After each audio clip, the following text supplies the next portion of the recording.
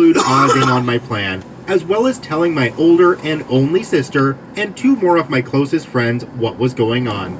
These are... Continue for 3/4 of a mile. And I swore them to secrecy. For context, Oz and I have been friends since we were kids. The other of our friends, Joey and Nina, we've known since high school. Make note of Nina, she comes into play down the road. July comes and my soon-to-be ex-wife is in full paranoia mode. She's texting and calling me a lot more frequently now, asking me if I'm going to be home when she gets home. When am I coming home while she is and I'm not? Asking me what am I up to? The works. I can see the seed planted in her head the month prior is starting to sprout, especially in her communication with POS. She's confiding in him her doubt and confusion, telling him that I'm getting cold and distant. The effing nerve of this woman.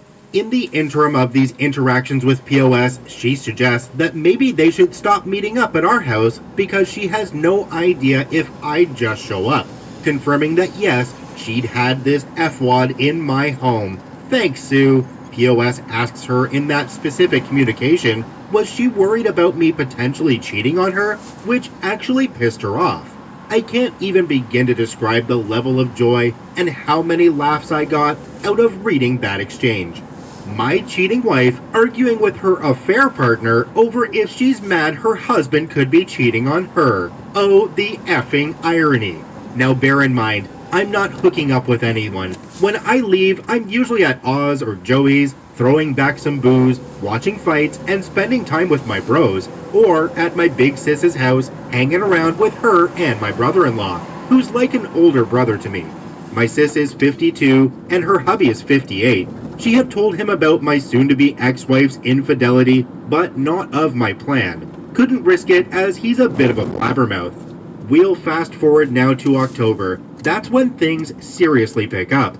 I've been in my faux affair for 3 months now, and Sue is hyper-aware of the In 1,000 feet, slight left onto the I-95 South, US 17 South ramp to I-10. My plan until the day she confronted me, October 20th, 2020, that I'd even touched her. No hugs, no kisses, no initiation of intimacy, nothing. Not like she... Slight left onto the I-95 South ramp, then merge onto Florida 228 West. So, that afternoon, she calls me at work, which wasn't rare before all this began, but certainly hadn't happened in a while, and asks me to come straight home after work, saying she had something important to tell me. I'm not gonna lie to you all, I half believed she was going to come clean about her infidelity, but she of course didn't. Instead, I get home to her asking me, was I unhappy with her? The effing nerve. She cites the fact that I've been spending way too much time away from home, I don't show her affection anymore, and our sex life has completely died. She tells me she's worried I'm pushing her away because I was resentful of how she treated me the months I was rehabbing my knee.